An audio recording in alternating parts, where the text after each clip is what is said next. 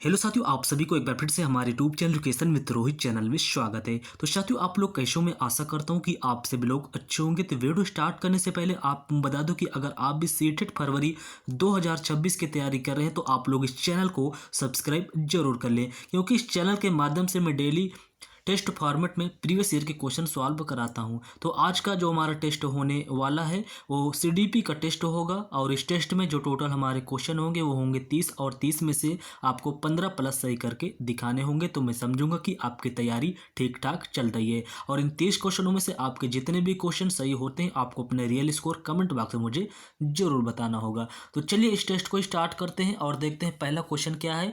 तो पहला क्वेश्चन आपके सामने स्क्रीन पर है कि बाल्यावस्था का शुरुआती दौर भावनात्मक विकास के लिए एक काल होता है।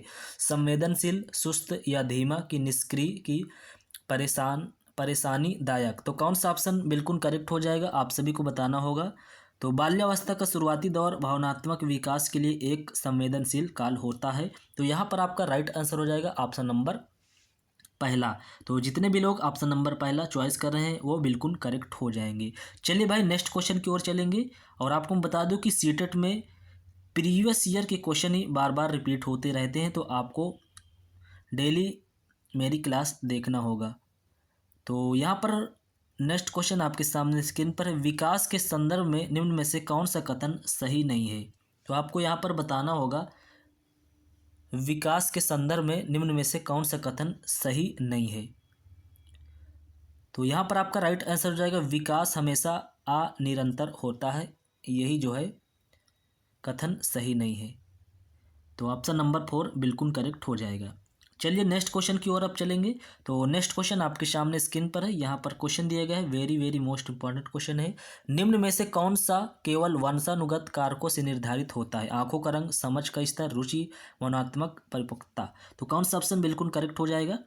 तो निम्न में से कौन सा केवल वंशानुगत कारकों से निर्धारित होता है। तो यहाँ पर आपका राइट आंसर हो जाएगा आंखों का रंग। ऑप्शन नंबर पहला बिल्कुल करेक्ट हो जाएगा। चलिए भाई नेक्स्ट क्वेश्चन की ओर चलेंगे।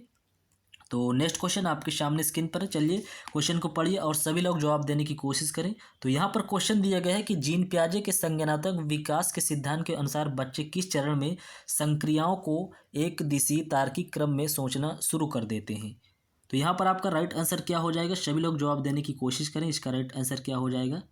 आंसर बताने में अगर आपको ज़्यादा समय चाहिए तो आप लोग वीडियो को रोक भी सकते हैं, लेकिन आप लोग आंसर जरूर बताइएगा। तो यहाँ पर आपका राइट आंसर हो जाएगा ऑप्शन नंबर तीसरा, यानी मूर्त संक्रियात्मक। तो जितने भी लोग मूर्त संक्रियात्मक चॉइस कर रहे हैं वो बिल्कुल करेक्ट हो जाएंगे। चलिए अब नेक्स्ट क्वेश्चन की ओर चलेंगे। तो नेक्स्ट क्वेश्चन आपके सामने स्क्रीन पर है, ये भी जीन पियाजे से रिलेटेड क्वेश्चन है। जीन पियाजे के सिद्धांत के अनुसार अपने वातावरण से अनुकूलन की प्रक्रिया में क्या शामिल होता है। केवल समावेशन, केवल समायोजन, समावेशन और समायोजन दोनों, ना तो समावेशन ना ही समायोजन। तो यहाँ पर आपका राइट आंसर हो जाएगा समावेशन और समायोजन दोनों, ऑप्शन नंबर तीसरा बिल्कुल करेक्ट हो जाएगा। चलिए भाई नेक्स्ट क्वेश्चन की ओर चलेंगे। तो नेक्स्ट क्वेश्चन आपके सामने स्क्रीन पर यहाँ पर क्वेश्चन दिया गया है, निम्न में से किस सिद्धांत के अनुसार संज्ञानात्मक विकास और अधिगम में संस्कृति की अहम महत्वपूर्ण भूमिका होती है। तो सभी का जवाब आना चाहिए, इसका राइट आंसर क्या हो जाएगा। तो लेव अगोत्सी का सामाजिक सांस्कृतिक सिद्धांत, यहाँ पर आपका राइट आंसर हो जाएगा ऑप्शन नंबर तीसरा। ऑप्शन नंबर तीसरा यहाँ पर आपका राइट आंसर हो जाएगा। चलिए नेक्स्ट क्वेश्चन की ओर चलेंगे। तो नेक्स्ट क्वेश्चन, लेव अगोत्सी ने संज्ञानात्मक विकास प्रक्रिया में किसकी अहम भूमिका मानी है। तो जहाँ भी क्वेश्चन में आपको लेव अगोत्सी दिख जाए और ऑप्शन में सामाजिक संपर्कता दिख जाए वो आपका बिल्कुल करेक्ट हो जाएगा। तो ऑप्शन नंबर पहला यहाँ पर बिल्कुल करेक्ट हो जाएगा। चलिए नेक्स्ट क्वेश्चन की ओर चलेंगे। नेक्स्ट क्वेश्चन को पढ़िए और सभी लोग जवाब देने की कोशिश करें। तो यहाँ पर क्वेश्चन दिया गया है कि लॉरेंस कोहलबर्ग के नैतिक तर्क सिद्धांत के अनुसार बच्चे किस चरण में विशेष रूप से और जानबूझकर इस तरीके से व्यवहार करते हैं जिससे माता पिता और अध्यापक सारा सकारात्मक रूप से प्रभावित हों। तो यहाँ पर आपका राइट आंसर हो जाएगा अच्छा लड़का, अच्छी लड़की, अभिविन्यास, ऑप्शन नंबर दूसरा बिल्कुल करेक्ट हो जाएगा। चलिए भाई नेक्स्ट क्वेश्चन की ओर अब चलेंगे। नेक्स्ट क्वेश्चन आपके सामने स्क्रीन पर है कि एक संरचनावाद आधारित कक्षा उपागम में क्या शामिल होना चाहिए। एक संरचनावाद आधारित कक्षा उपागम में क्या शामिल होना चाहिए। संसाधन युक्त और मुद्रक संपन्न वातावरण होना। यहाँ पर आपका ऑप्शन नंबर दूसरा बिल्कुल करेक्ट हो जाएगा। चलिए अब नेक्स्ट क्वेश्चन की ओर चलेंगे। क्वेश्चन नंबर 10वां है ये। तो यहाँ पर क्वेश्चन दिया गया है कि हार्वर्ड गार्डनर के बहुबुद्धि सिद्धांत के अनुसार दूसरों के संवेगों, भावनाओं और मनोदशा को समझने की योग्यता प्रत्यक्ष रूप से किससे संबंधित है।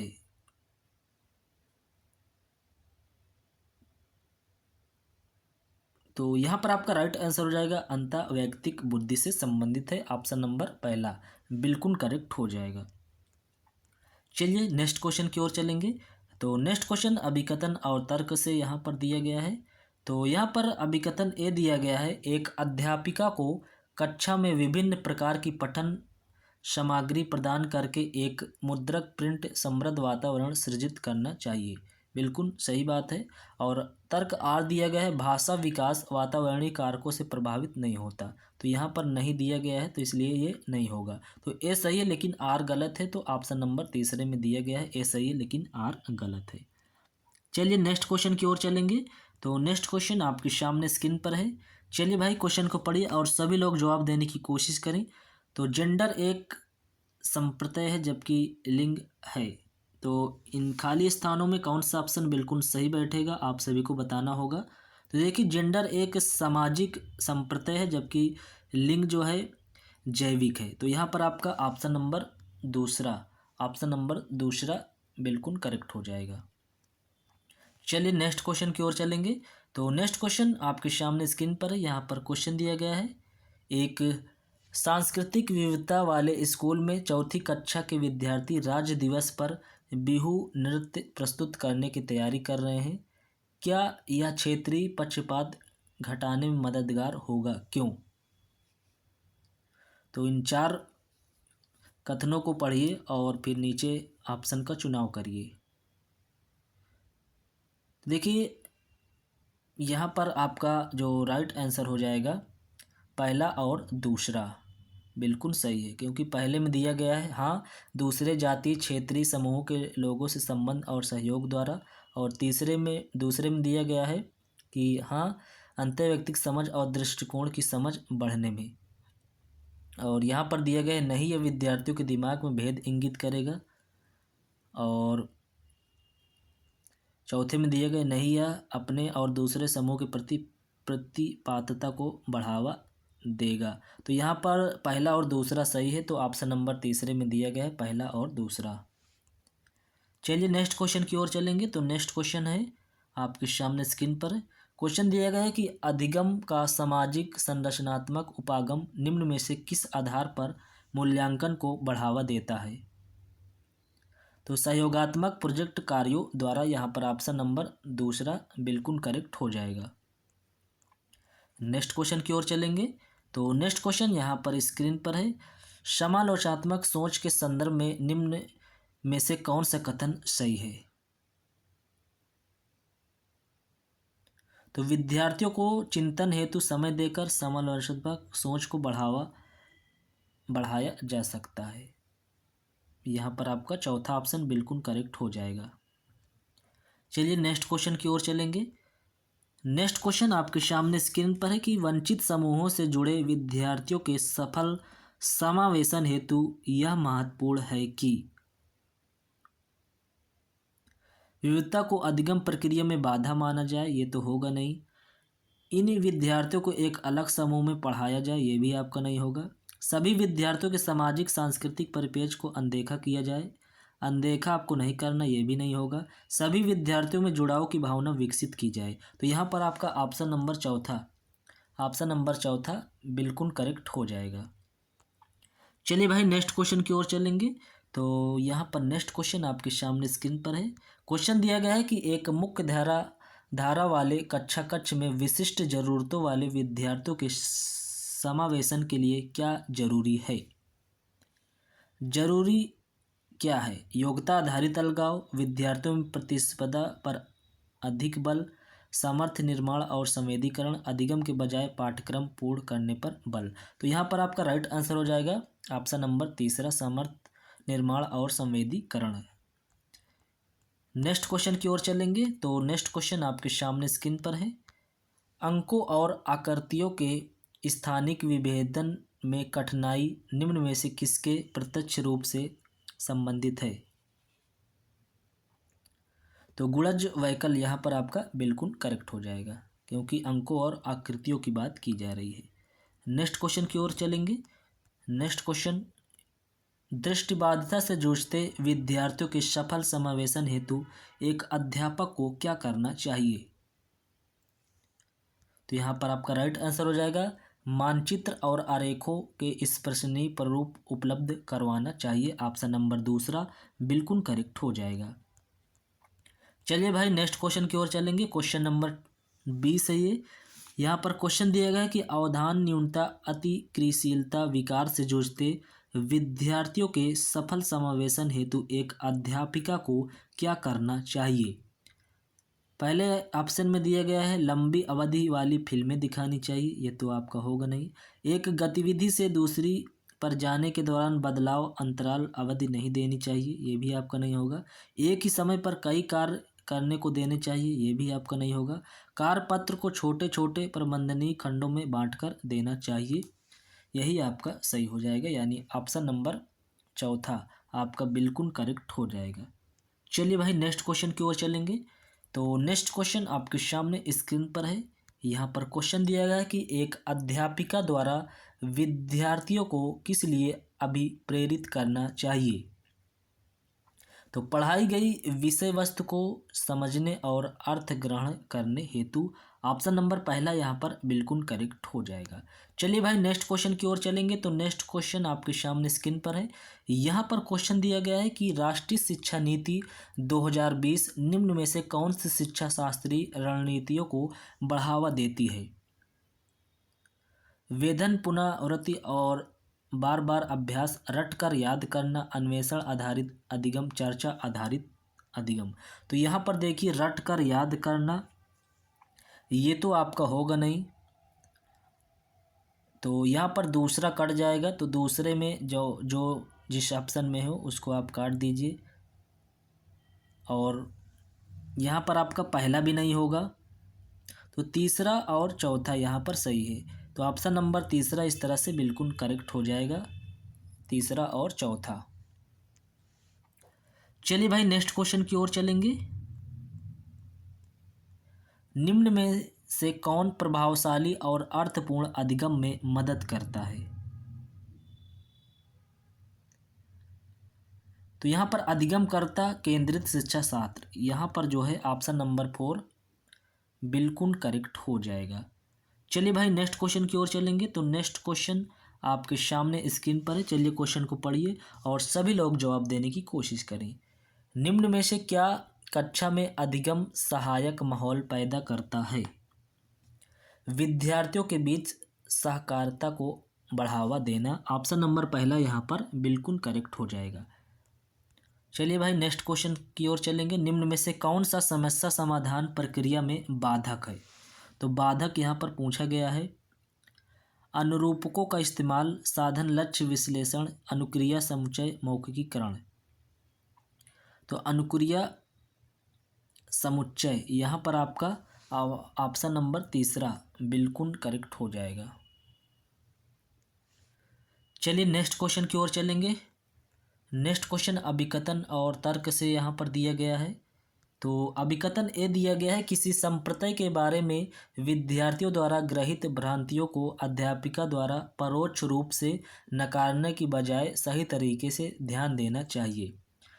अभिकथन ये तो यहाँ पर सही है। और तर्क आर क्या दिया गया है, भ्रांतियाँ हमेशा तर्कहीन नहीं होती, बल्कि वे विद्यार्थियों द्वारा उनके वातावरण से संपर्क करके बनाए गए सरल सिद्धांत का रूप होती है। तो यहाँ पर ए और आर दोनों सही है, आर ए की सही व्याख्या भी करता है। ऑप्शन नंबर पहला बिल्कुल करेक्ट हो जाएगा। चलिए भाई नेक्स्ट क्वेश्चन की ओर चलेंगे। नेक्स्ट क्वेश्चन आपके सामने स्क्रीन पर है। संवेगों और संज्ञान के संबंध में निम्न में से कौन सा कथन सही है? तो सभी को बताना होगा इसका राइट आंसर क्या हो जाएगा। उच्च स्तरीय तनाव अधिगम में बाधक है, रुचि अधिगम में बाधक है, उच्च स्तरीय तनाव अधिगम में सहायक है, अरुचि अधिगम में सहायक है। तो कौन सा ऑप्शन सही हो जाएगा आप सभी को बताना होगा इसका राइट आंसर क्या हो जाएगा। सभी लोग बताएं भाई इसका राइट आंसर क्या हो जाएगा। और आप लोग चैनल पर नए हो तो प्लीज़ चैनल को सब्सक्राइब जरूर कर लो, इस चैनल से आपको निश्चित ही मदद मिलेगी। तो यहाँ पर आपका राइट आंसर हो जाएगा उच्च स्तरीय तनाव अधिगम में बाधक है। ऑप्शन नंबर पहला बिल्कुल करेक्ट हो जाएगा। चलिए नेक्स्ट क्वेश्चन की ओर चलेंगे। तो नेक्स्ट क्वेश्चन आपके सामने स्क्रीन पर है। क्वेश्चन दिया गया है कि कक्षा में विद्यार्थियों को अधिगम के प्रति अभिप्रेरित करने की कौन सी युक्तियाँ सही है? कक्षा में विद्यार्थियों की अधिकतम सहभागिता को बढ़ावा देना, और दूसरे नंबर पर है अंकों के लिए प्रतिस्पर्धा को बढ़ावा देना, ये तो आपका होगा नहीं। विद्यार्थियों को उनकी रुचि के आधार पर लक्ष्य निर्धारित करने में मदद करना, ये सही है। विद्यार्थियों को अपने विचार व्यक्त करने की आज़ादी देना, ये भी आपका सही है। तो यहाँ पर दूसरा नहीं होगा, दूसरा को छोड़कर बाकी सभी सही है। तो किस ऑप्शन में है? तो यहाँ पर पहला, तीसरा, चौथा, ये आपका ऑप्शन नंबर दूसरे में दिया गया है। तो यही ऑप्शन आपका बिल्कुल करेक्ट हो जाएगा। चलिए भाई नेक्स्ट क्वेश्चन की ओर चलेंगे। तो नेक्स्ट क्वेश्चन आपके सामने स्क्रीन पर है। शिक्षा में समान अभिगमता पहुंच एक विषय है, सुविधा का विषय है कि बहिष्करण का विषय है कि अधिकार का कि अलाभ का? तो शिक्षा में समान पहुंच एक जो है अधिकार का विषय है। यहाँ पर आपका राइट आंसर हो जाएगा ऑप्शन नंबर तीसरा। ऑप्शन नंबर तीसरा बिल्कुल करेक्ट हो जाएगा। नेक्स्ट क्वेश्चन की ओर चलेंगे। तो नेक्स्ट क्वेश्चन आपके सामने स्क्रीन पर है। विद्यार्थियों के अधिगम को समर्थन देने के लिए एक अध्यापिका को क्या करना चाहिए? तो सभी लोग बताएं भाई इसका राइट आंसर क्या होना चाहिए। क्वेश्चन दिया गया है कि विद्यार्थियों के अधिगम को समर्थन देने के लिए एक अध्यापिका को क्या करना चाहिए? तो विद्यार्थियों की व्यक्तिगत विभिन्नताओं के प्रति विचारशील रहना चाहिए। ऑप्शन नंबर तीसरा यहाँ पर बिल्कुल करेक्ट हो जाएगा। सो फ्रेंड्स, ये रहे आपके सामने सीडीपी के टॉप 30 क्वेश्चन। तो इन 30 क्वेश्चनों में से आपके कितने क्वेश्चन सही हुए हैं आपको अपना रियल स्कोर कमेंट बॉक्स से मुझे ज़रूर बताना होगा। और ऐसे ही डेली प्रीवियस ईयर के क्वेश्चन टेस्ट फॉर्मेट में सॉल्व करने के लिए आपको इस चैनल को सब्सक्राइब जरूर कर लेना होगा। और आपको इस वीडियो को अपने अदर फ्रेंडों को भी शेयर कर देना होगा ताकि उनकी भी तैयारी अच्छे से हो जाए। तो चलिए मिलते हैं नेक्स्ट वीडियो पर, तब तक के लिए थैंक यू सो मच।